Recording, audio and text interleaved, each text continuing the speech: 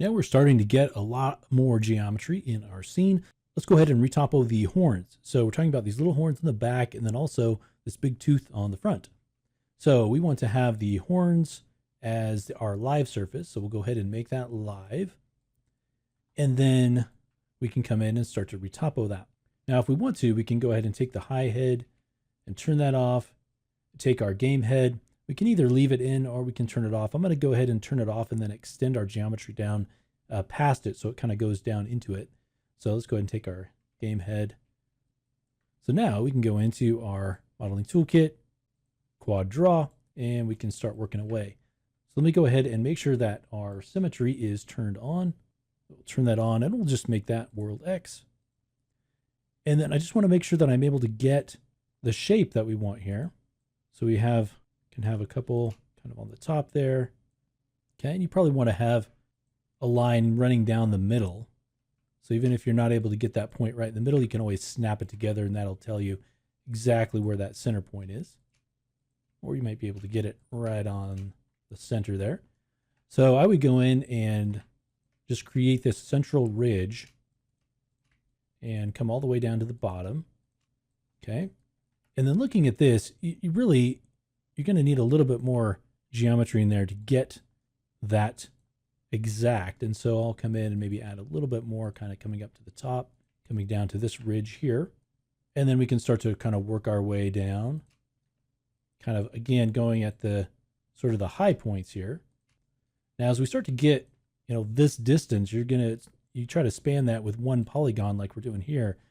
It's going to look really flat. It's not really going to look the way that you want. So I'm going to go ahead and start dividing things up a little bit more. And right now, again, like I did before, I'm starting with kind of a nice even grid. We can go back later and kind of clean things up. And if you'd rather go straight for the triangulated mesh, then go for it. You'll just need to come in and merge some things together. So create that point and then pop that point over. Now, when you get to the thickness part of it, you can see we have a point right here. We'll come in and start to add our edges in here. You can see this is a different sort of plane. This is the inside of the big tooth here. And come in here and something like that. Let's make this a triangle here. You can come in with shift and kind of smooth this out a little bit. We still need to fill this in, so I'm going to just make that a triangle right there. And kind of up to the middle. And just like we've been doing with our other pieces, you create the sort of outline and then you can kind of fill it back in. So I'll kind of work my way all the way around here. And then we can sort of work our way across.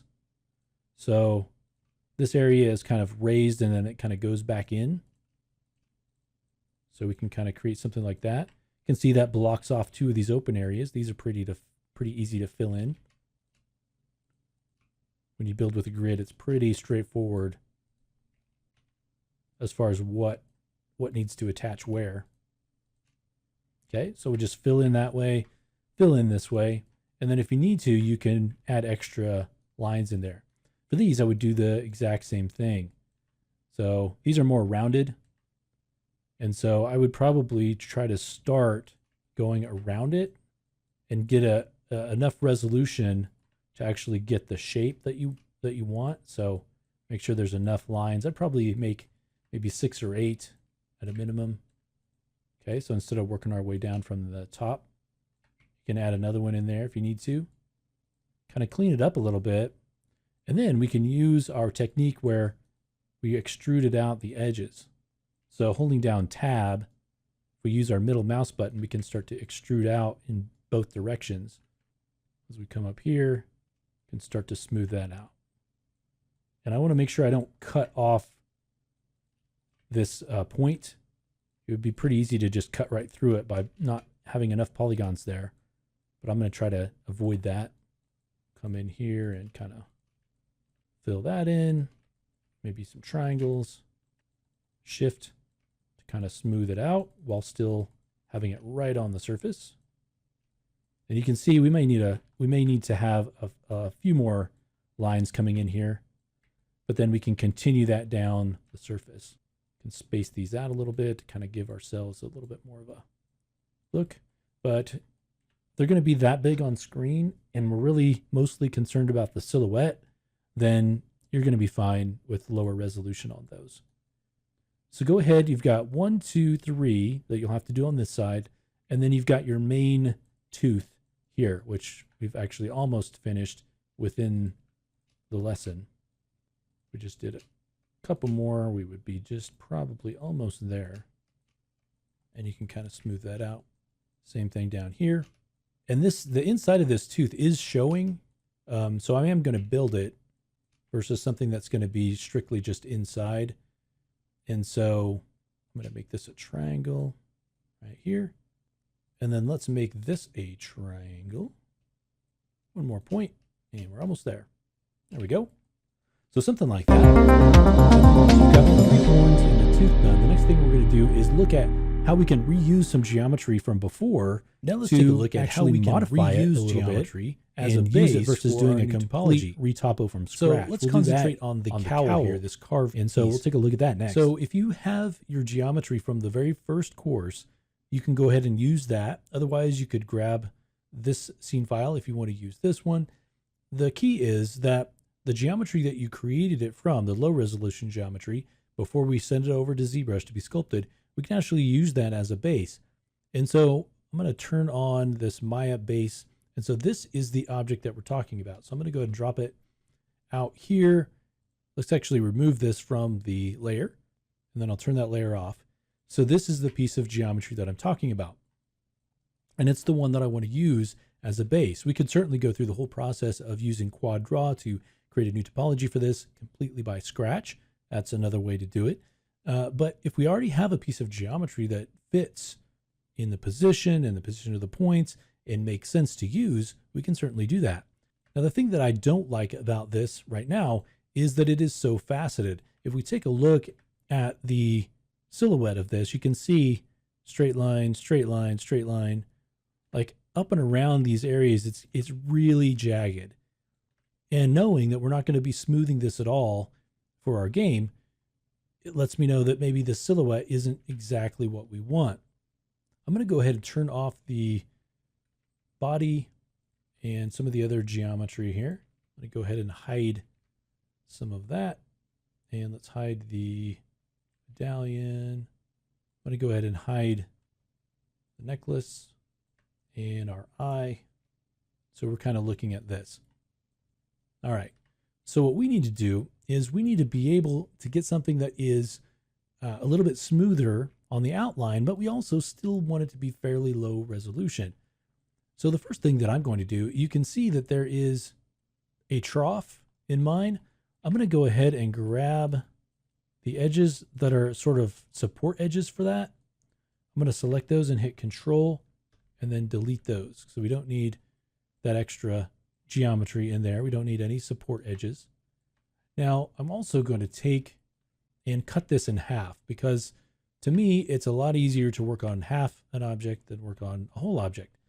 So even though we can use symmetry, I'm going to turn this off for now. Now I want to delete half of this, but before I do that, I'm actually going to smooth this. And so before I do, I want to make sure, look and see if there are any extra edges. So we've got, this is another support edge that we don't need right here. So we can double click on that, hit Control and delete. All right. Now I'm going to smooth it before I actually want to delete half of this, but I'm going to smooth it first. And when I say smooth, I'm not going to just hit 3. I'm going to actually add polygons. So we're going to go to Mesh, Smooth, and let's leave our divisions at 1. All right. And let's go ahead and delete our history. And then I want to delete half of this. So I can come in here, get rid of that half, and then double click on that. And now I'm left with this half. All right. Now I know already that this geometry follows along with the geometry that I have on my high res. I know this because I made that high res out of this geometry. And so what I really want to do now is simply reduce the resolution on this. Okay. What I really like is having this softness around the silhouette. So having this divided really, really helps. But in other areas, it doesn't help as much. So in these open smooth areas, it doesn't really help me, especially coming down here where they're sort of squeezing together. It doesn't help as much. And so I could make this a quad draw session and start to edit it that way, or I can simply come in and grab these points or these edges and start to get rid of those. So you see in here, we have some edges that are more sort of support looking edges, like right in the center here. You can hit Control and delete. Control will get rid of those points as well. All right. We can also come in and start to take some points and merge them together. And so for instance, I could come in here and grab these two, and we'll go to merge, and I can simply merge those together.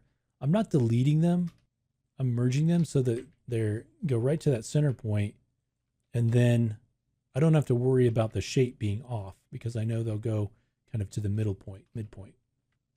And so we can come in here and merge these together. We could do the same thing down here. So let's go ahead and merge these all the way down.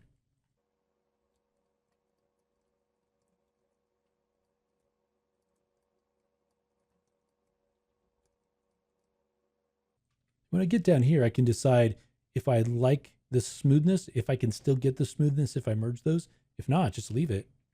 Okay. And then we'll continue coming down here.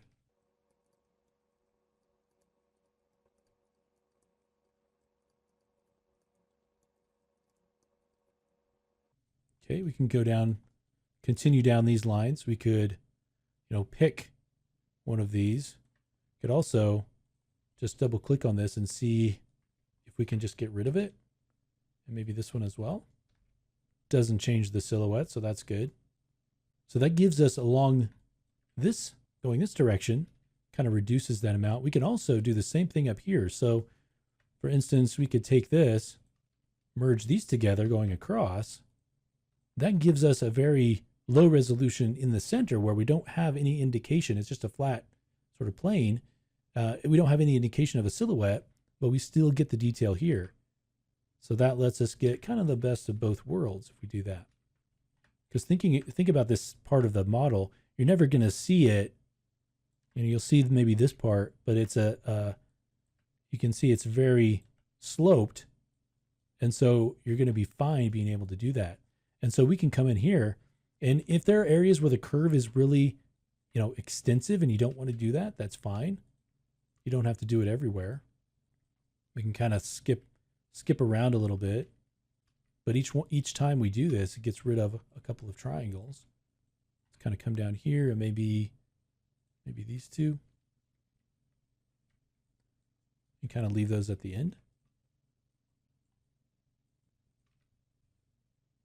Okay, and kind of come down like that. So you can get something like this. If we wanted to go ahead and do this one, we could do that too, depending on how low you wanted to go. But again, that gives us this edge that we want while still giving us that open area in the center. And you can see here we have on the back side, we can go ahead and clean this up too. And so we could do that in the same way. I'll go ahead and let you do that. But when you're done, we can go ahead and duplicate this back over. So once you're done, simply go to Mesh, Mirror, and we can go ahead and we want to combine it with the original. Make sure our merge threshold is down pretty low, and that gives you your whole thing. All right, which is going to be much lower res, but still match up with the carved geometry that we have, and we're able to bake maps from that. So if you're able to reuse geometry, go for it. It's going to save you time and save you some work too. Now, if you're going to have to go a long ways to get that original geometry to match what you want to do, you have to weigh that and see, is it going to be more work to do that than to just do it from scratch? So it's always kind of a back and forth and figuring out what the best option is. But if you do have some geometry that you built this from and you're able to reuse it, more power to you. So the next thing that we want to do is take a look at the belt. So we can do something similar with the belt and some of the other wood pieces. So we'll do that next.